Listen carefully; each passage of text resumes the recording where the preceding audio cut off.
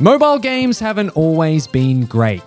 I mean, they also haven't always had an unskippable ad every 20 seconds, so there is that. It feels like now you can't even download an app without signing up for a subscription or selling your firstborn child. But let me take you back to a simpler time. A time where it only cost $1.19 to remove ads forever. I remember at school, you could immediately tell the rich kids from the poor kids depending on who had the full version of Doodle Jump on their iPod because it cost $1.19 to download. That was not me. I never got the full version of Doodle Jump. I was always so jealous. When developers first started making apps for the App Store, nobody really knew what to do. Smartphone technology was so new, it really didn't take a lot to impress people, so a lot of developers were just kind of throwing shit at a wall and seeing what stuck. You could have a fart soundboard with like 12 farts on the whole thing, and it could be charting as #1 on the App Store. I mean, that's how low the bar was. But a meta that really started taking off when the App Store first started was making an app about something you could do in real life. Games like Paper Toss, where you literally just throw paper into a bin. iBeer, an app that makes your screen look like a beer and then you can pretend to drink it. Bubble Wrap. I mean, take a guess on what that one's about. It's literally just a game where you pop bubble wrap. I mean, they were just making anything. With this in mind, I thought it would be a great idea to go on a journey, play some of these old games to see how they hold up, and then try and replicate those games in real life to see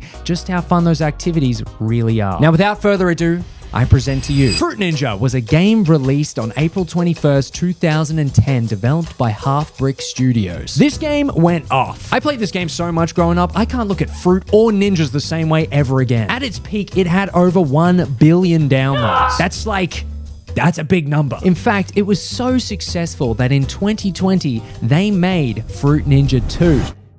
Did you know that? Did you know there was a Fruit Ninja 2? Because I didn't. I didn't know that till I was writing this script. I'm not even kidding. Fruit Ninja is a game where fruit is tossed up onto the screen and you have to slice it with your finger, and the aim is to get the highest score possible without missing any fruit. Let's get into it. Fruit Ninja was like the first game that ever came out where people were like, wait a second, mobile apps can be fun?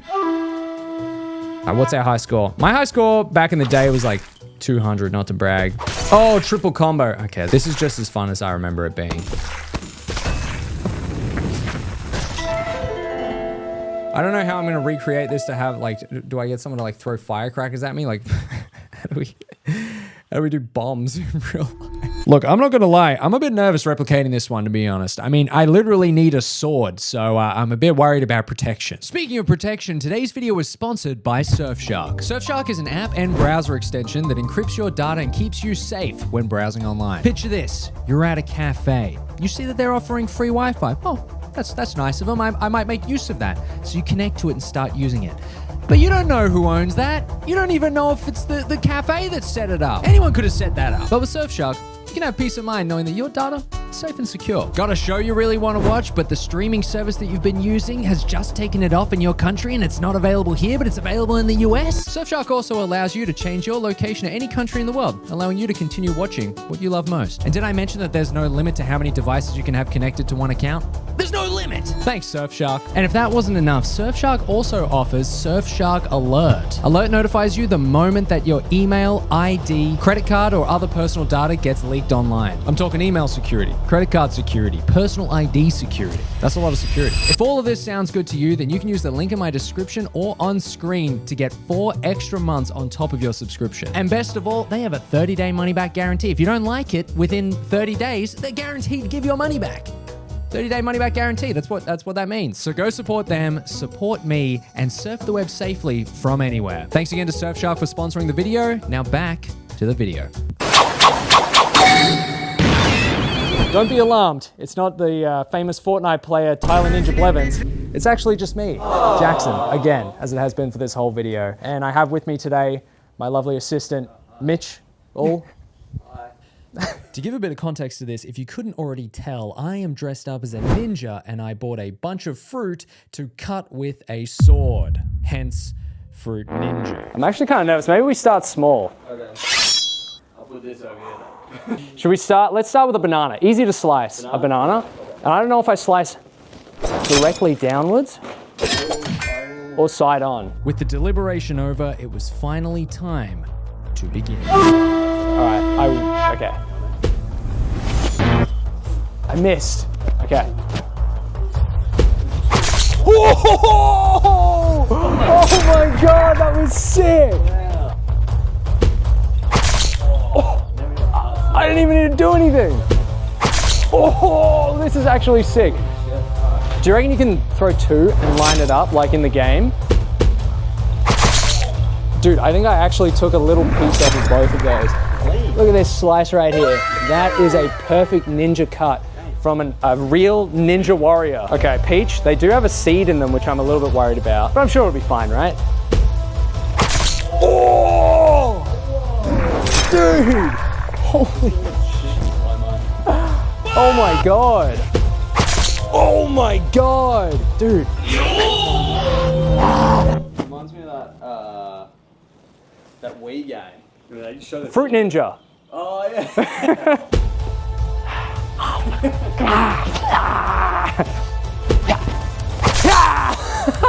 Well, that was weird. But now that we're warmed up, we can finally take on the challenge that is the 3 fruit combo. Let me channel my inner ninja warrior.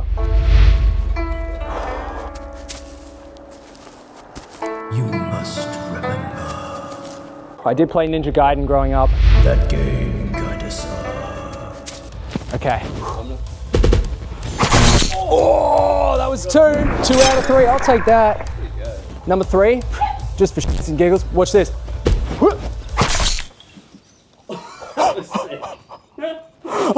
Holy shit, that was so cool. Okay, this is the greatest game of all time. Well, that was super cool and sick and totally dope. It wasn't a 3 fruit combo, so we had to try again. No way. No way. Oh, dude. That counts. Oh my God, that actually counts. Dude, that's a triple. That's a triple combo. Oh my God. That's like a high score. Up to this point in the challenge, we had only been cutting small fruit, but a true test of a real fruit ninja is to cut the most famous fruit of all, the watermelon. All my training has led up to this. Okay. Yeah.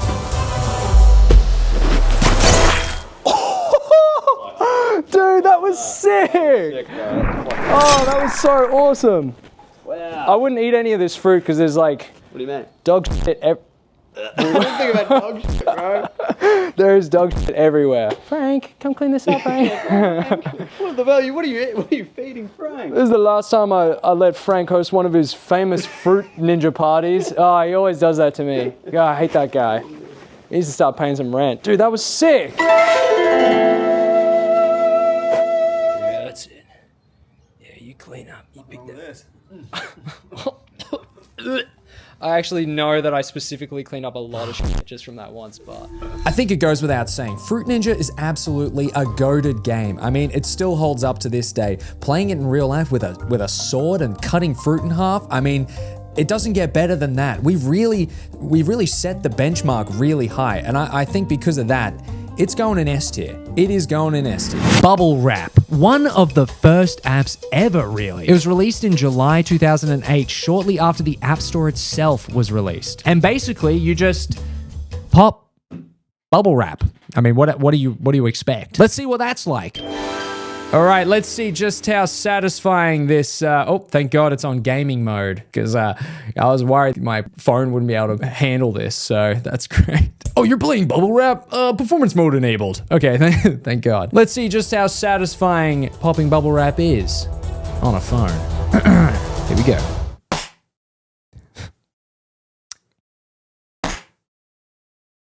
Okay. Bubble wrap in my hands. Conveniently, I'm also moving house at the same time. So I just had this lying around. Moment of truth. Here we go.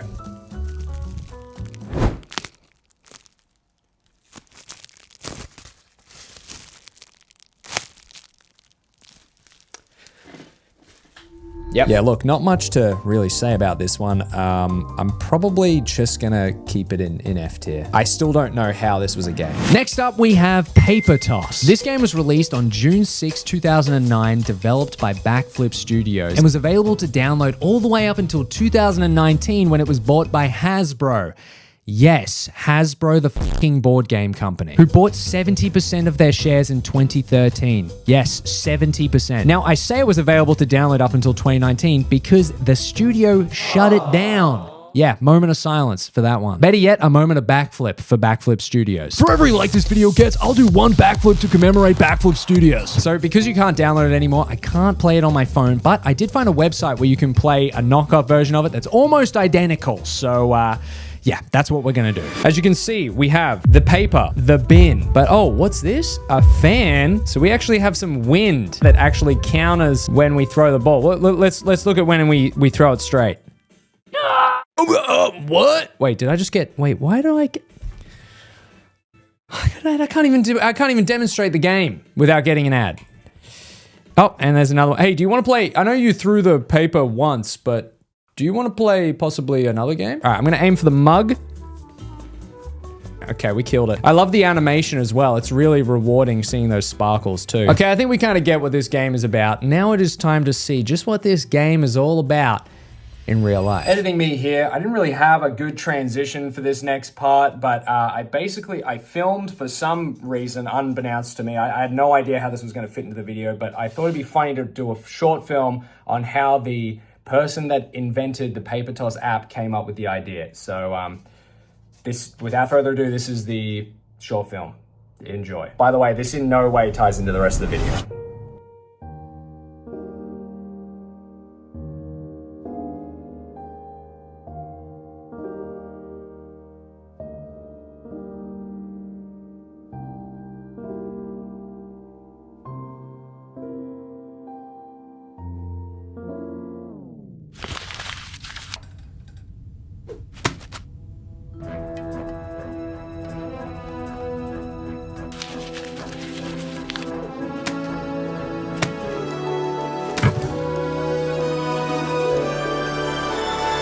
So yeah, that was it. But anyway, here's the rest of the video. Paper toss. It's probably one of the more straightforward apps to replicate here. I mean, it's something that we've all done at some point in our lives, unless you were born after the year like 2005 and you don't know what a piece of paper is because all you've used is like an iPad or something like that. Oh, paper toss. Paper, the thing that only exists in the app Paper Toss, correct? On my iPad Air, possibly? No. Basically, we have a bin set up and we're gonna throw paper into it. Let's see how easy that is. Yep, this is as good as it gets, ladies and gentlemen. This is as good as it gets. All right, first toss, we are precisely 1.53 meters away, which, as everybody knows, is regulation standard for paper toss. Fan is set up in position, as you can see. I think probably reasonably close to where it should be. Interesting. Yeah, so I didn't really think about the setup for this one. The fan, no matter how we throw the paper, never actually affects its trajectory at all. So this entire section of the video that I filmed is pretty much useless, especially the me celebrating part. Whew. And that's how we do it. It's all in a day's work at the office. And that's why I quit being a blue-collar worker, because white-collar, you know, you don't have fun like this on the blue-collar jobs. You just get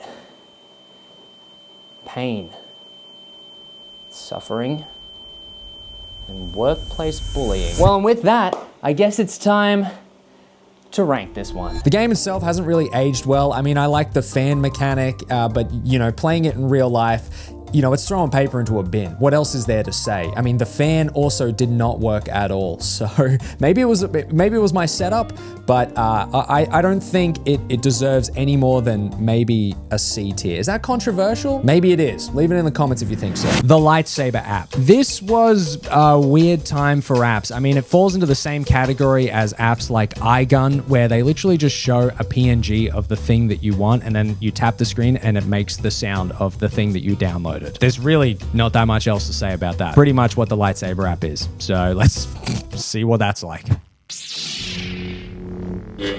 Dude, this is just like a real lightsaber. Oh my god, the flashlight goes off. Yeah, I mean, that's exactly how I remember it. Oh, and man, I don't remember this part about being a Jedi. Every time you turn your lightsaber off, Obi-Wan's got to watch a Candy Crush ad. Can we customize? Oh, we can customize the hilt. Okay, this just got freaking epic. Okay, cool. I mean, I think, yeah, yep. Let's see what having a lightsaber in real life is like, I guess. Now, unfortunately for this one, I couldn't get a costume. It was pretty last minute, and it's pretty hard to find like a good Jedi outfit. So a hoodie's gonna have to do. But what I did find was a f***ing lightsaber. Whoa, whoa, whoa. We're supposed to bring balance to the force, not leave it in darkness.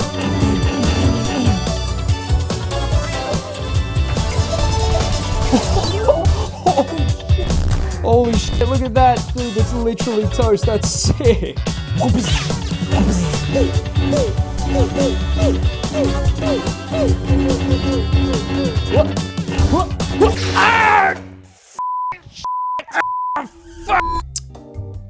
Yeah, so look, it didn't really go exactly to plan, didn't really go how I wanted it to go, and the app's pretty bad, so I'm just gonna leave this one in F tier. Angry Birds. First released in 2009, this might be one of the most successful apps ever to exist. It had birds, it had physics, and it had gameplay that was easy to learn but hard to master, just like your mum.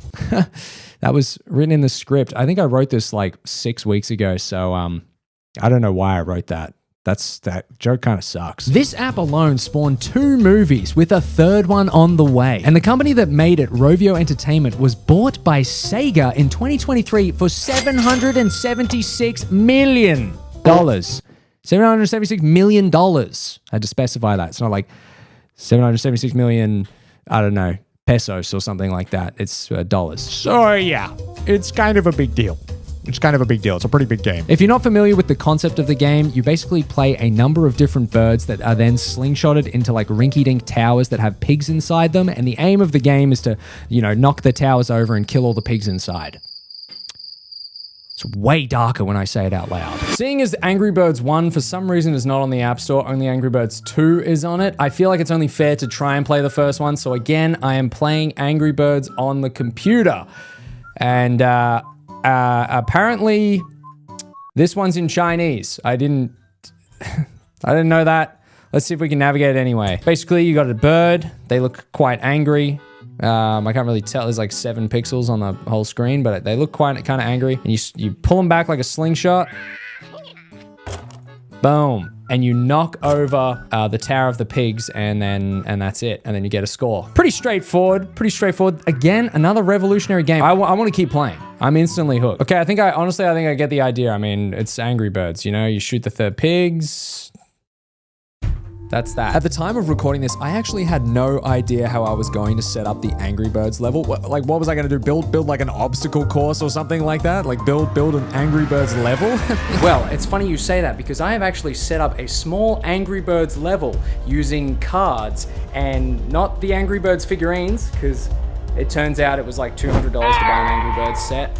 Instead, I have used plastic little babies, because I could buy 500 tiny little plastic babies for like $20. So it seemed to make a little bit more sense. So maybe we're not replicating Angry Birds so much as we're replicating angry babies. And instead of shooting pigs, they're also babies. There's also one more spanner to add to the works, and that is the fact that, unfortunately, slingshots are actually illegal in the state of Victoria, so I couldn't buy a slingshot for this. However, for some reason, unbeknownst to me, you can buy slingshot rubbers, just not the slingshot itself. Slingshot rubbers, not illegal. Slingshot, that's illegal. So we have this at least, so we got to figure out a way to make this work, I suppose. Let's line up 5 of these little guys, and let's see if I can even make this slingshot work. Okay. Alright, first little baby loaded up. I actually don't know how this is gonna work. Here we go. Oh, just missed. Loading up second baby. I kinda like how it sits with its like little hand out, like, yeah. It's relaxing. Okay, seriously now. Okay, here we go. Number 2. Holy shit, that hit the camera. Oh my, okay, all right. I hope I can find these at the end. I'm gonna have to review the footage to make sure I can actually get these guys back. Holy shit, this thing's got some power. I can see why these things are illegal now. I don't even have the actual slingshot base itself, but that thing came out with some force. I'm sorry, how's it, wait. It just rebounded back. Does that count? All right, here we go. 5th and final one. Eat, baby.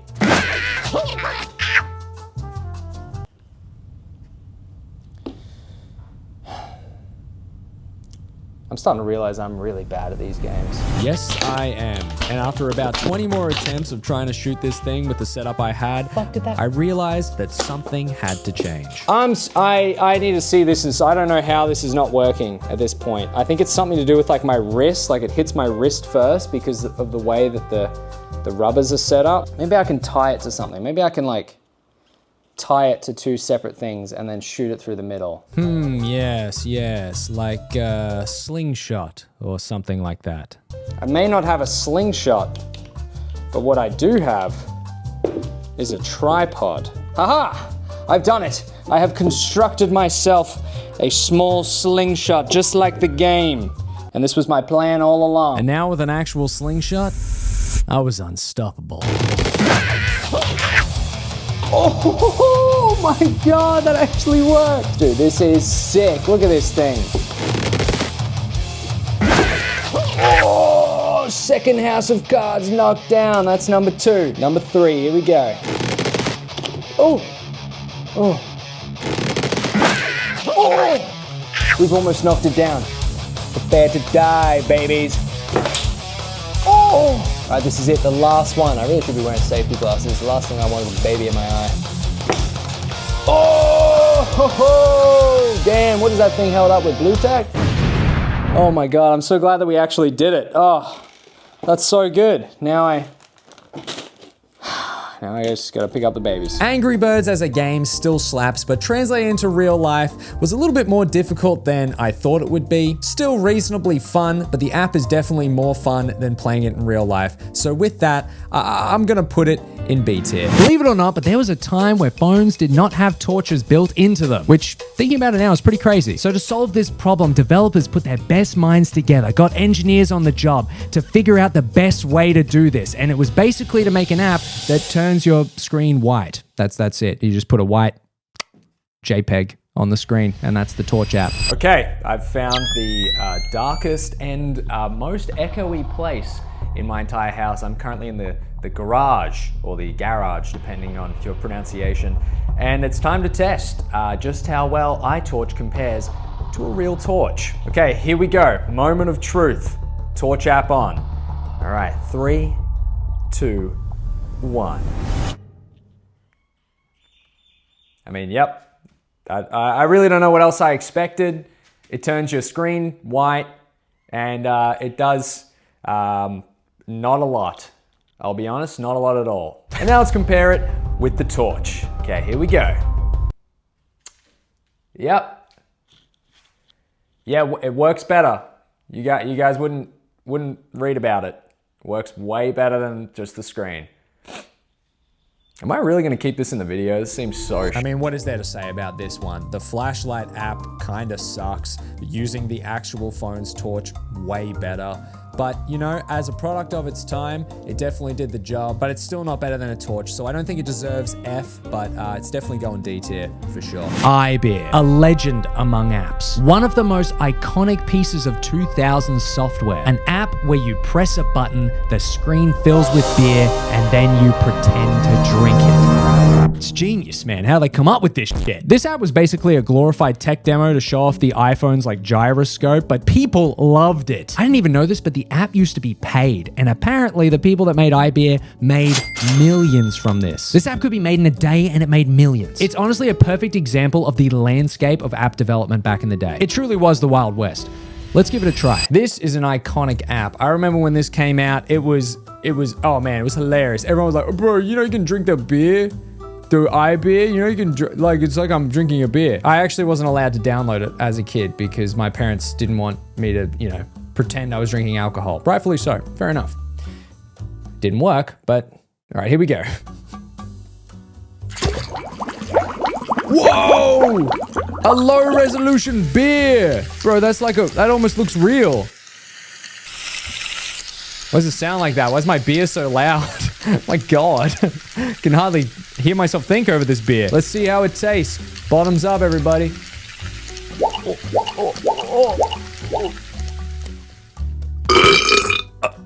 it burped for me. I didn't even have to burp. Well, I mean, I'll be honest. This app is exactly what I... Wait a minute. Wait, what's this? Beer lager? Wait, you can change milk?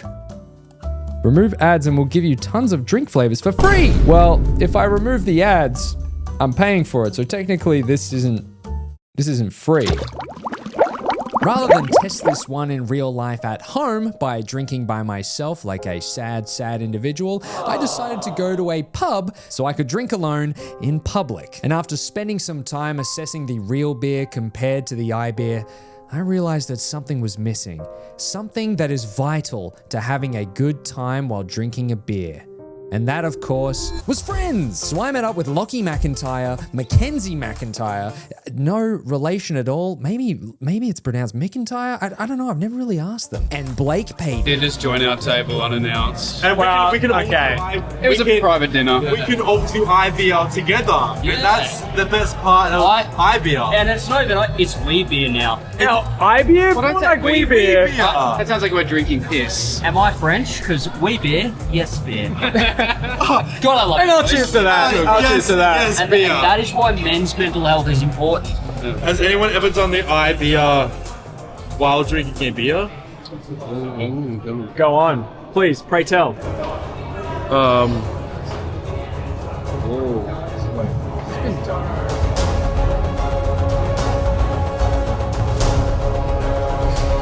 Oh my god, dude. The graphics are so realistic. Is that a first ever? I think that might be a first ever. That was crazy. The app itself is exactly how I remember it, and playing iBeer in real life is still a lot of fun when you do it responsibly. I think just off of that alone, it deserves S tier, and that's not even to mention the cultural significance that it has had over the years, transcending its popularity in the early 2000s, so it's going S tier for me. And there you have it. These are the final rankings. These are the most fun apps that have held up and stood the test of time that are also pretty fun to play in real life. Let me know which one was your guys' favorite. And now, back to me. I mean, what a journey that was. I mean, I think we all learned something today. If you did, leave it in the comments. If you did learn something. This was the most fun I've had making a video in a while. I really enjoyed doing it. I hope you guys enjoyed watching it. If you made it this far, thank you so much. And with that, I'm going to love yous and leave yous. Leave a like on the video if you enjoyed. Subscribe if you're not already subscribed. Leave a comment of a little beer emoji if you made it this far. And with that, I'll see you all in the next one. Bye-bye.